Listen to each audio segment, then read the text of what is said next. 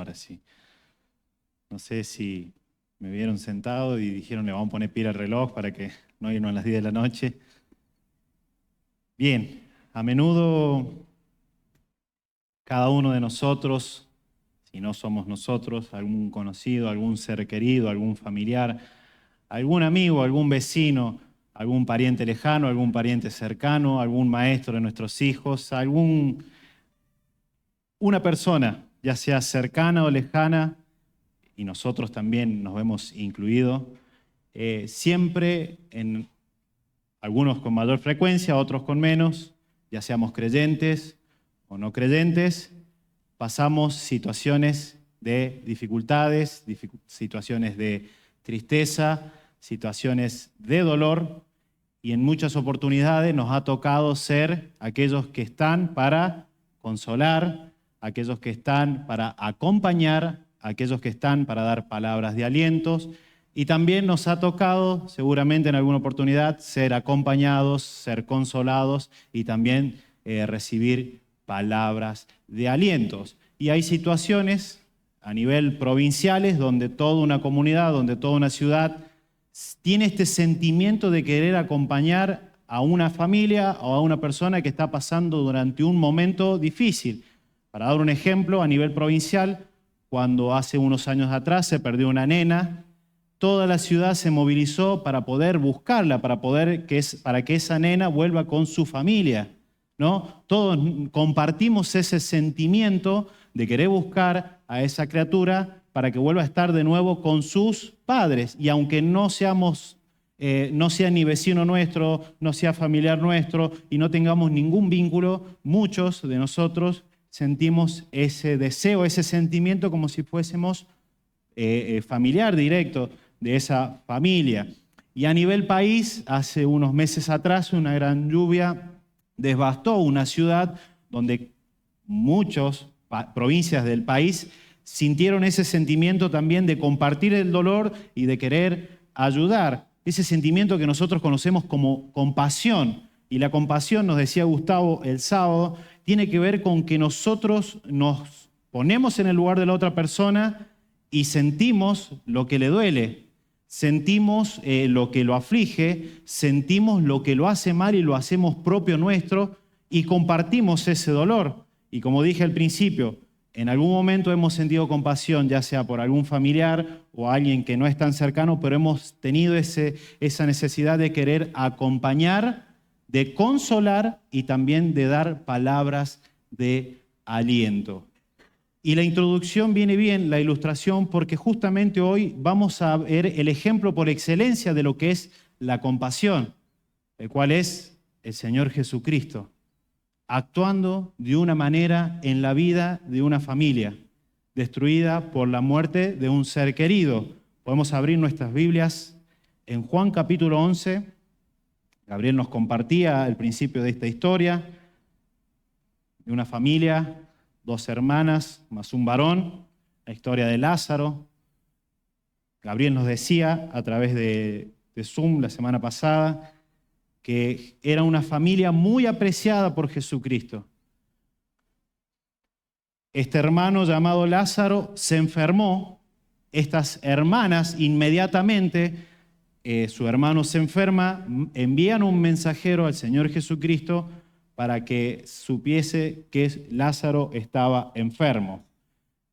Para entender un poco más, Jesús no se encontraba cerca, Jesús dice que estaba al otro lado del Jordán, dice Juan 10:40, bastante retirado de la ciudad de Betania, donde era Lázaro y sus hermanas.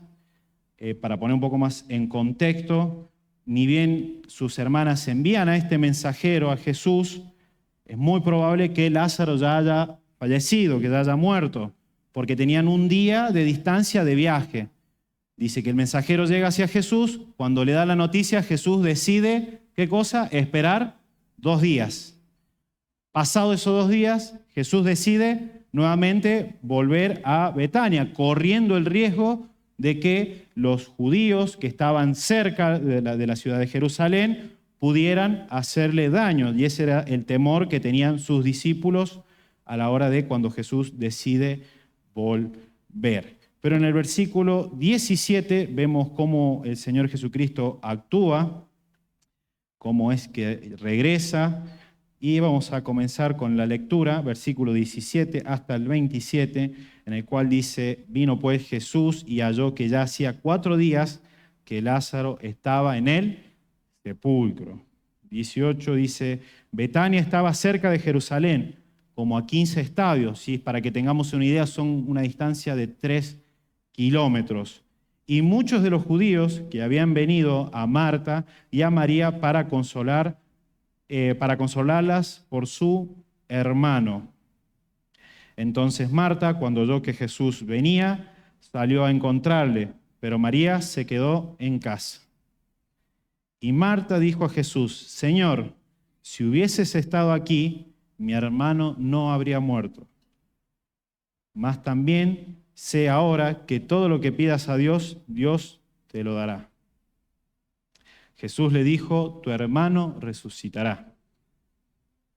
Marta le dijo: yo sé que resucitará en la resurrección, en el día postrero. Verso 25. Le dijo Jesús: yo soy la resurrección y la vida. El que cree en mí, aunque esté muerto, vivirá. Y todo aquel que vive y cree en mí, no morirá eternamente. Y la gran pregunta: ¿crees esto? Verso 27, le dijo: sí, Señor, yo he creído que tú eres el Cristo, el Hijo de Dios, que has venido al mundo. Como dije en un principio, hay un sentimiento de Cristo hacia esta familia, eran sus amigos, pasaba tiempo con ellos, ellos le brindaban las puertas de su hogar para que el Señor pudiera morar con ellos, para que pudiera enseñarles la palabra. Vimos también que fue esta familia, estas hermanas que ungieron los pies del Señor Jesucristo con perfume y enjuagó sus pies con su cabello. Entonces vemos el aprecio de Cristo, del Señor Jesús, a esta familia. Pero hay como pequeñas palabras que, sacándolas de su contexto, pareciera como que el Señor Jesús tiene una indiferencia, como un rechazo, e inclusive se podría decir hasta una despreocupación por lo que a esta familia le pueda suceder. Pero y es el deseo y el propósito de este mensaje, es que hoy podamos ver los propósitos de Dios a su tiempo, la voluntad del Señor en su momento y el accionar de Cristo de inmediato. Dice el versículo 17 que Jesús vino de donde Él estaba y que vino hacia la casa. ¿Por qué decimos que es hasta la casa? Porque dice que vino y estaban llorando a su hermano. Versículo 18 vuelve a aclarar esto, dice que Betania estaba cerca de Jerusalén, y mucho más adelante va a cobrar sentido esta palabra, porque dice en el versículo 48 que muchos de los que vieron lo que pasó después en la historia volvieron hacia Jerusalén a contarle a los sumos sacerdotes. Por eso la Biblia lo va enmarcando, el autor se encarga de especificando y ponernos en el lugar correcto para que nosotros podamos entender la magnitud de este milagro y las consecuencias que trajo este milagro para la vida del Señor Jesús. Dice que Betania estaba cerca de Jerusalén, como a 15 estadios. Versículo 19, y muchos de los judíos habían venido a Marta y a María para consolarla por su hermano. Algo muy particular es que la muerte para un judío era algo, se preparaba, había un proceso, que hoy en la actualidad hay un proceso similar, en el cual se preparaba el cuerpo, ya lo vamos a ver más adelante en unos versículos que seguramente van a compartir después los hermanos. Muchas gracias. Había un proceso en el cual se preparaba un cuerpo para llevarlo hacia el sepulcro. Y ese proceso no debería de tomar más de 24 horas. Por eso es que cobra sentido de que cuando Jesús ya haya ido, hayan estado sus hermanas aún todavía con el dolor de la pérdida de un ser querido. Y el primer punto de inflexión para la vida de cada uno de nosotros es que la pérdida de un ser querido, y muchos de acá lo hemos experimentado, deja un dolor y un vacío que necesita ser consolado. deja un dolor, una tristeza por esa ausencia que necesita ser consolada por alguien más. Y qué oportuno es, queridos hermanos, que podamos ser nosotros esas personas que consuelan, que podamos ser nosotros esas personas que están ahí para dar ánimo, que podamos ser nosotros aquellos que están acompañando en el sentimiento, acompañando el dolor, sintiendo ese dolor nuestro para poder aliviar el dolor de aquellos que sufren. Por eso me gusta que Romanos 12:15, gozaos con los que se gozan y llorad con los que lloran. Somos llamados a compartir el sentimiento, ya sea en los momentos de alegría, cuando a un hermano le va bien, cuando nuestros hermanos van a transitar el matrimonio y nos gozamos por eso, pero también la Biblia nos llama a llorar con los que lloran, a consolar los que necesitan ser consolados. Segunda de Corintios 1, 3 y 4 dice: bendito sea el Dios y Padre de nuestro Señor Jesucristo, Padre de misericordias y Dios de toda consolación, el cual, dice, nos consuela en todas nuestras tribulaciones. ¿Para qué? ¿Con qué propósito? Para que podamos también nosotros consolar a los que están en cualquier tribulación, por medio de la consolación que nosotros somos consolados por Dios. Y el Hijo de Dios, la primera consolación que tiene, ¿cuál es? La de Dios. Por lo tanto, nosotros debemos seguir el ejemplo de Jesús y acompañar en este momento. Y vemos que estas hermanas no estaban solas, estaban acompañadas por judíos, y la Biblia, el autor se encarga de marcarlo bien. Entonces dice en el versículo 20, Marta, cuando oyó que Jesús venía, salió a encontrarle, pero María, su hermana, se quedó en su casa. De ahí es cuando la historia empieza a cambiar un poco.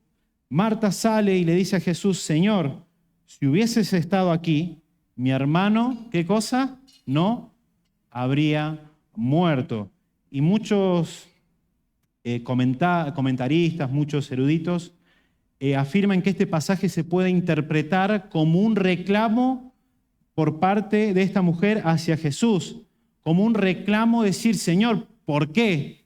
¿Y cuántas veces nosotros nos ha tocado tener que escuchar: Señor, ¿por qué pasó esto? Señor, ¿por qué me pasa lo que pasa? Señor, ¿por qué tengo que pasar por esta situación tan dolorosa y tan difícil? Pero cuando vemos la perspectiva de que verdaderamente esta mujer no estaba reclamando a Jesús por lo que había pasado, sino que ella confiaba plenamente de que si Jesús hubiese llegado en el momento justo, la historia sería distinta. Y qué importante, queridos hermanos, que nosotros podamos anunciar que Cristo está cerca a aquellos que aún no lo tienen. Que podamos anunciar que hay consuelo, que hay otra realidad, que hay vida eterna en Jesús. Porque la muerte está cerca, pero Cristo lo está aún más cerca todavía. Y qué bueno que nosotros, hermanos, hoy podamos entender y ver eso, que Cristo está cerca, aún en el dolor, aún en las situaciones difíciles, aún en la pérdida de un ser querido. Cristo está cerca para consolar, para hacer suyo su propio dolor, y también nos ha dado el ejemplo para que nosotros sigamos sus pisadas. María le dice, tenía una anotación,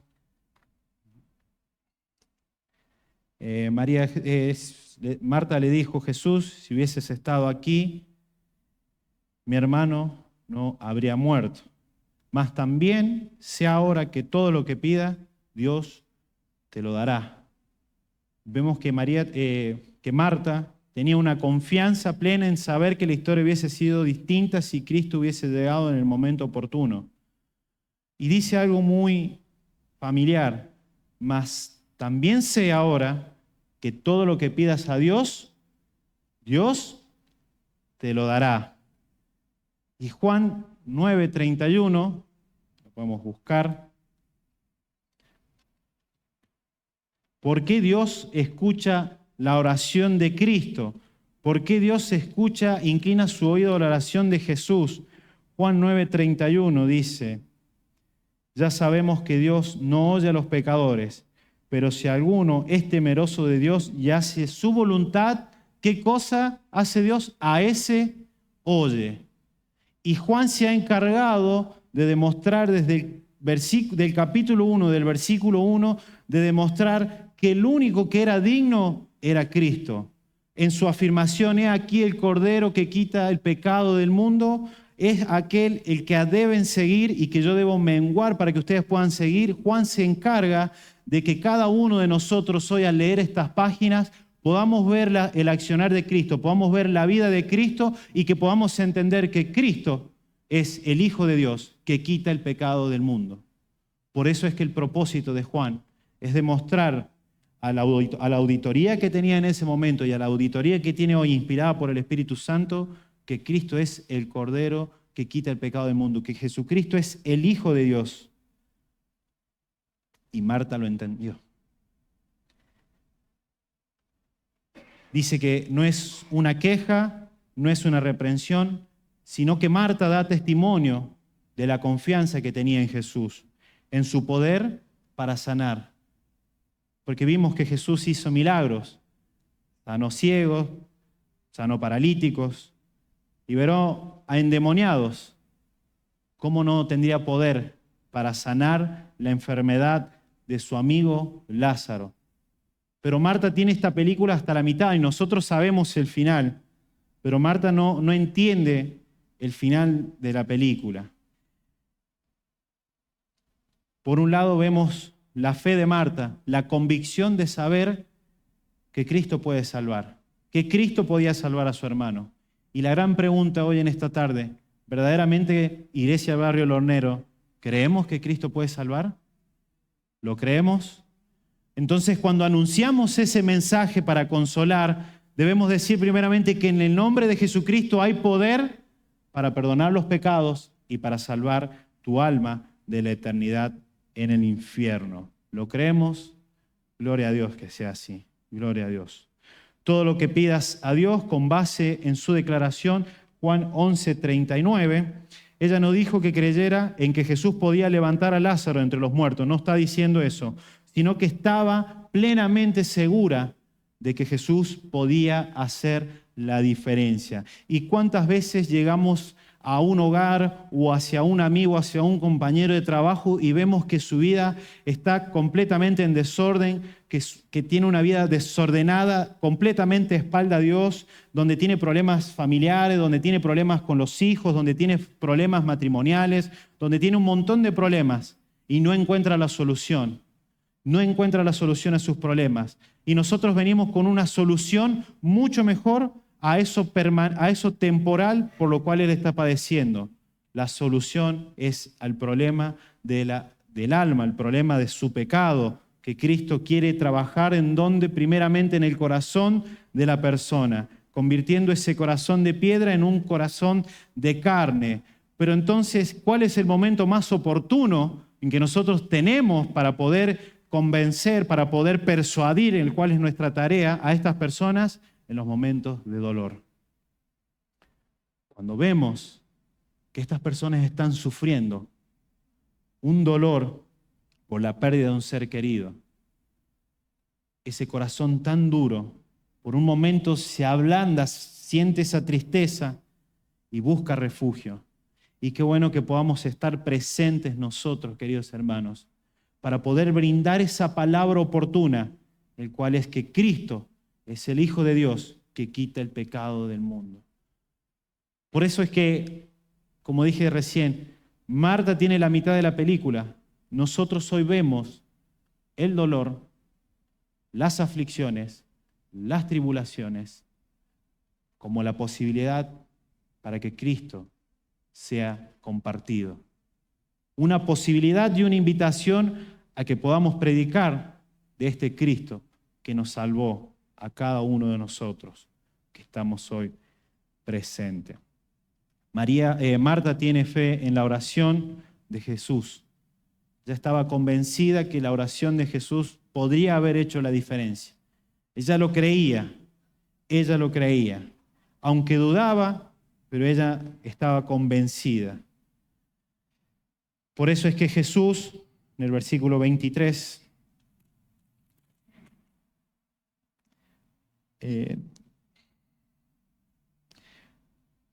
le hace una afirmación muy grande, una afirmación muy poderosa. Jesús le dijo, tu hermano resucitará. Tu hermano resucitará.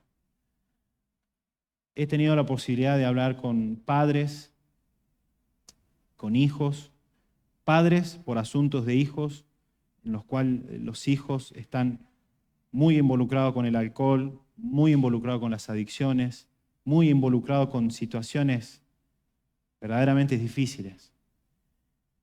Y he escuchado hasta padres decir, es un muerto en vida caminando. Es un muerto en vida. Ya no es mi hijo, es un muerto en vida porque las adicciones se lo han llevado, porque el alcohol lo ha consumido, porque la noche lo ha transformado. Ya no es mi hijo, es el que ven. Es un muerto en vida. Y nosotros también podemos ver muchas veces cuando salimos a folletizar y vemos el estado de personas que son las 3 de la tarde ya en estado de ebriedad para poder aliviar el dolor de sus penas. Y no se dan cuenta que ellos son presos de su pecado, son presos de su propio dolor. Y qué importante es que nosotros, y justamente en esa situación, cuando hemos hablado con estas personas que dicen, no, este ya no tiene cura, este ya no tiene antídoto, podamos decir nosotros, Él resucitará. Pero Él no está muerto físicamente, Él está muerto espiritualmente. Y qué bueno, queridos hermanos, que también podamos tener esa convicción de que Cristo puede hacer la obra en nosotros y también la obra en la vida de una persona que está tan hundida en el pecado que solamente quedan vestigios de la imagen de Dios en esa persona. Pero Él también puede hacer la obra en ese muerto, porque Él también lo hizo en nosotros, que estábamos muertos en nuestros delitos y pecado. Y qué bueno y qué reconfortante es saber que no importa nuestra condición actual, no importa cuán hundido esté en su pecado, Cristo lo puede sacar a flote. Solamente Él, solamente en Cristo está la salvación, en Cristo está la vida y en Cristo está la esperanza. Solamente Él puede sacar a esa persona. Pero obviamente somos nosotros los responsables nuevamente de ir y transmitir ese mensaje. Y María tenía una confusión, como bueno, sí, sé que mi hermano va a resucitar el día en que suceda la resurrección postrera.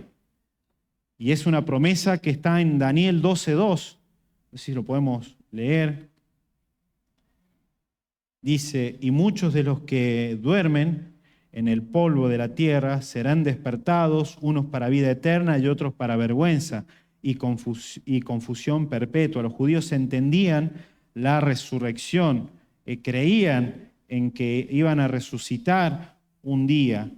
Y Jesús le está mostrando de que esa resurrección, de que Daniel 12:12 está hablando, estaba parada frente de ella. Me gusta más cómo lo traduce la TLA, dice, ese día volverán a vivir muchos de los que han muerto. Unos se levantarán de la tumba para vivir para siempre, pero otros volverán a vivir para sufrir por siempre la vergüenza y el horror. Por eso es que ella creía que su hermano iba a resucitar, pero no estaba viendo que el que tenía al frente de él era la resurrección y la vida eterna. Jesús le dijo en el versículo 25, yo soy la resurrección y la vida. El que cree en mí, aunque esté muerto, vivirá. Y Jesús no estaba hablando de una manera corporal, sino con una manera espiritual y eterna. No estaba hablando del cuerpo, porque yo aseguro que, estoy más que seguro que Lázaro, después de que resucitó, ¿qué volvió a pasar con él? Volvió a morir. No está hablando de una vida eterna que no se termina. La vida eterna no es una vida que no se acaba más, sino es el disfrute de esa relación plena con el Dios Trino, y eso es lo que nosotros entendemos como la vida eterna. Por ende, por otro lado, esta es la quinta de las afirmaciones de yo soy de Jesús. La número 1 dijo que Jesús era el pan. Dijo también Jesús de sí mismo que Él era la luz.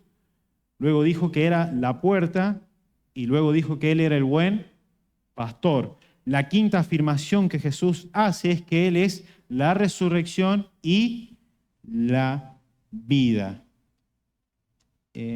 Podemos ver, Cristo es la fuente de vida y no es solo alguien que va haciendo milagros por ahí. Él es la fuente de vida. Esto significa que si verdaderamente creemos en esta fuente de vida, en la sola fe de la salvación, por creer en Él, no por las obras, sino verdaderamente por lo que Él es. Juan 1:4, versículo que nos compartía Emanuel al principio de esta serie, dice, en Él estaba la vida, y la vida era la luz de los hombres. Juan 17:3 dice que la vida eterna consiste en ¿qué cosa? En conocer a Dios y ¿a quién? A Jesucristo, a quien Él ha enviado. Juan 15, 24 y 25, otra de las afirmaciones. Primera de Juan, 2:24.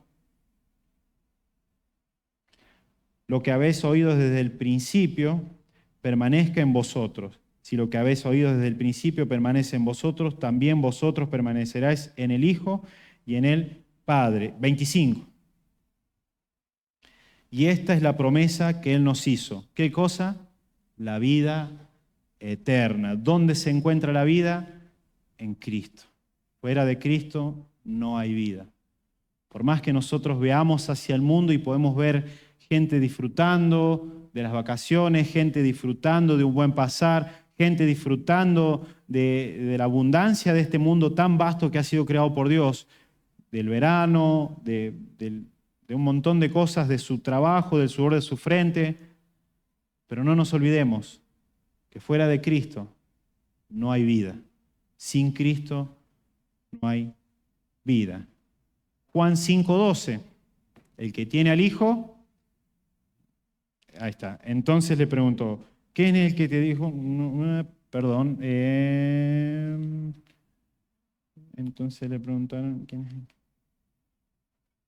Juan 5:12, ¿será? No, anotado mal acá. A ver si lo busco.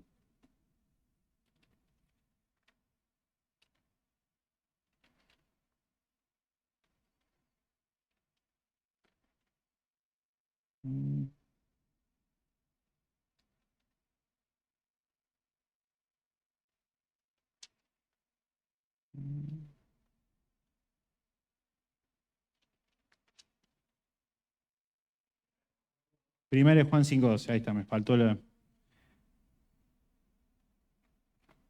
Dice, el que tiene al Hijo, ¿tiene qué cosa? La vida. Y el que no tiene al Hijo de Dios, no tiene la vida. Muy bien. Versículo 26, dijimos. Y todo aquel que vive y cree en mí no morirá eternamente. Y la gran pregunta, ¿crees esto? Jesús le pregunta a Marta si ella estaba convencida de que esto era así, si ella estaba segura.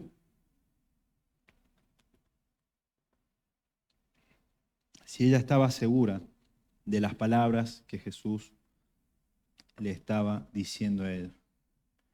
Verso 27 dice, y le dijo, sí, Señor, yo he creído. ¿En qué he creído? ¿En qué he creído? Yo he creído que tú eres el Cristo, el Hijo de Dios que has venido al mundo. Cuán reconfortante es que nosotros entendamos lo que verdaderamente Cristo es para cada uno de nosotros. Lo que verdaderamente Cristo hizo en tu vida. Lo que verdaderamente el valor que Cristo debe tener en tu vida, querido hermano. Estas palabras son para animarte a que entiendas que Cristo es el que le ha dado propósito a tu vida, a que entiendas a que Cristo es el que le ha dado vida a tu vida. Parece paradójico. Para que entiendas también el valor inmensurable y el costo tan alto que tiene Cristo en la vida de cada uno de los que han creído en su obra. Marta confiesa a Cristo como Señor y Salvador, un modelo para la iglesia. Verdaderamente es un modelo para la iglesia, para que la iglesia solamente se enfoque en predicar ¿a quién? A Cristo, a aquel que es el Hijo de Dios y que ha venido al mundo, al Cordero que quita el pecado del mundo, al unigénito de Dios. No hay otro como Él. La iglesia debe preocuparse hoy en día por predicar a Cristo, ya sea en momentos de dolor, en momentos de alegría, en cualquier situación. Cada uno de nosotros es nuestra responsabilidad.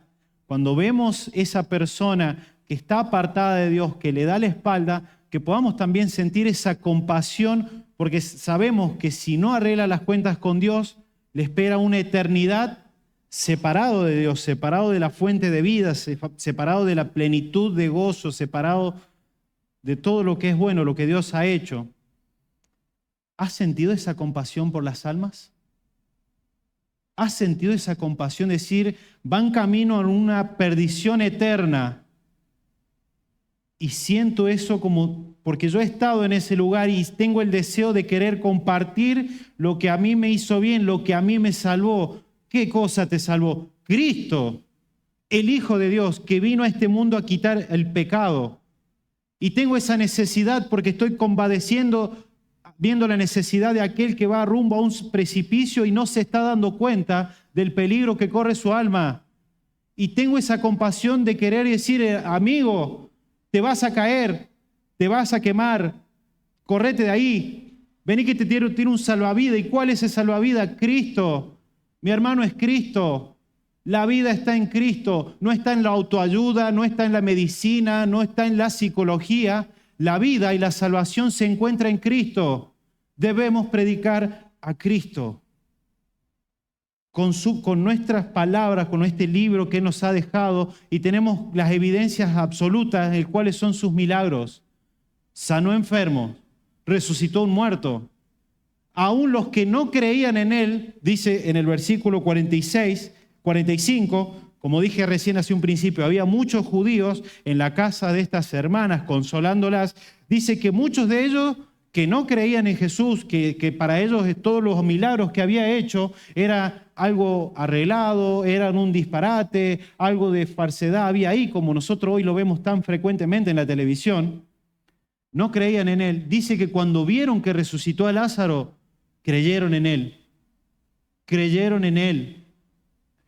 Mis hermanos, las pruebas, el dolor, las pérdidas tienen un propósito. Y ese propósito es que se predique a Cristo, que podamos consolar con Cristo, que podamos animar con Cristo, que podamos alentar y aliviar el dolor de los demás con Cristo. Pero si nosotros no tenemos a Cristo, no vamos a poder ser de consuelo, ser de ayuda, aún ni siquiera dar un buen consejo.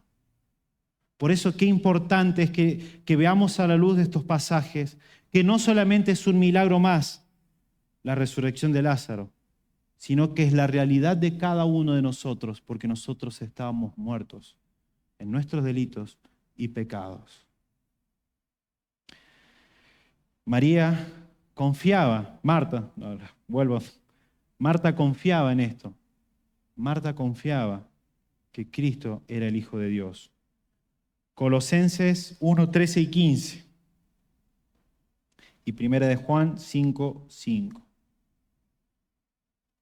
Dice, el cual nos ha liberado de la potestad de las tinieblas y ha trasladado al reino de su amado Hijo, 14 y 15, en quien tenemos redención por su sangre, el perdón de pecados. Él es la imagen del Dios invisible, el primogénito de toda creación. 1 de Juan 5, 5. ¿Quién es el que vence al mundo? Sino el que cree en Jesús. El que cree que Jesús es el Hijo de Dios. Ese es el que vence al mundo. 4 enseñanzas breves. Número 1, los tiempos de Dios. Cristo, pudiendo haber ido cuando el mensajero llegó hacia él, esperó 2 días, por 2 razones. Primero, él tenía que cumplir una agenda divina.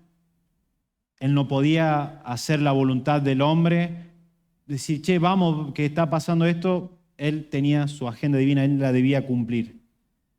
Por otro lado, ¿qué diferencia hubiese sido sanar un enfermo más a sanar a un muerto?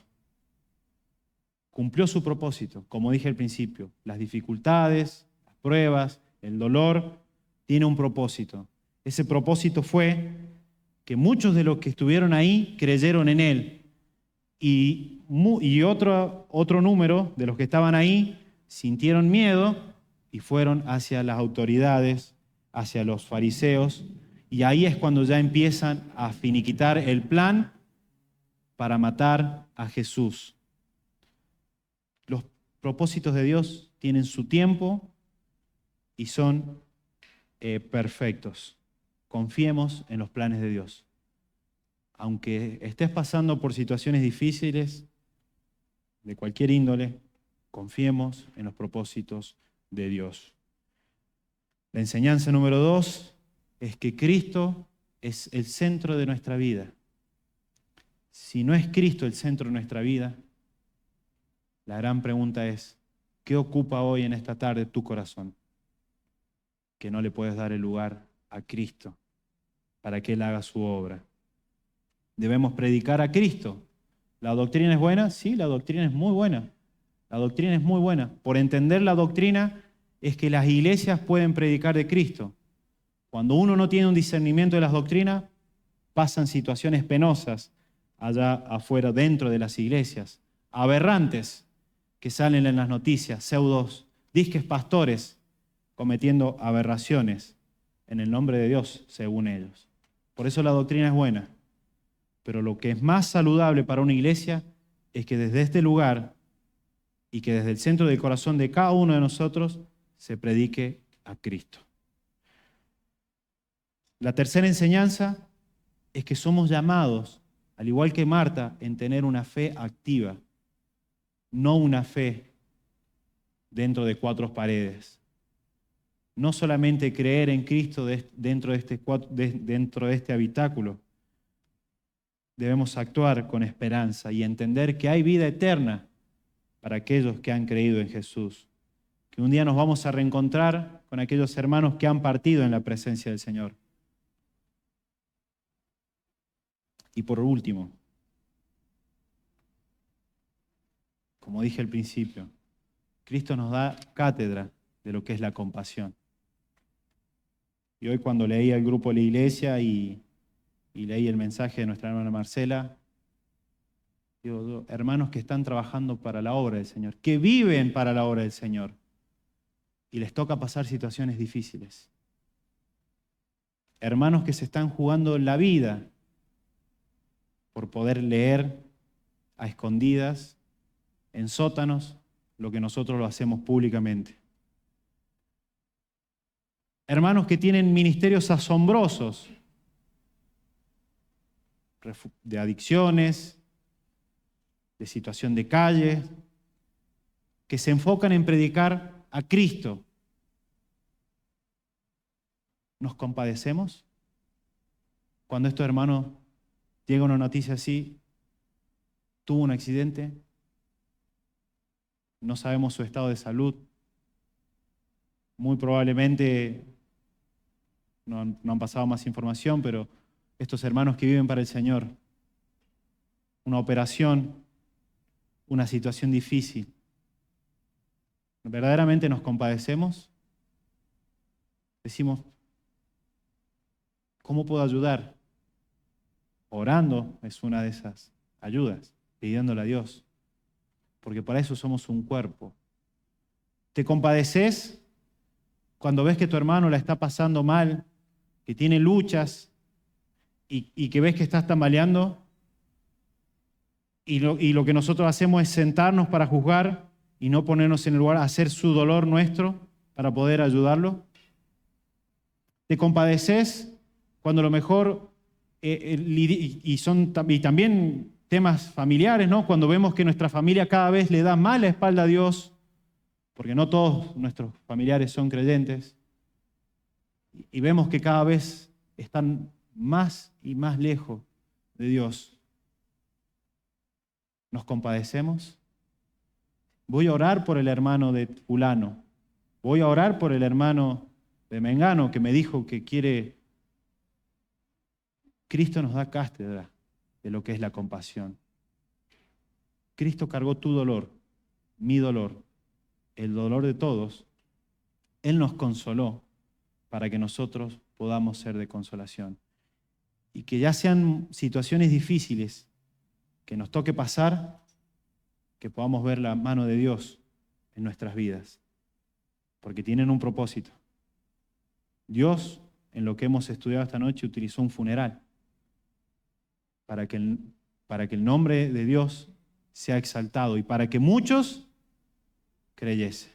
Y ojalá, hermano, y voy a orar por vos y voy a orar por mí, para que de la misma manera Dios nos pueda utilizar para poner en alto su nombre en tu trabajo, en la escuela, en la universidad o en tu hogar.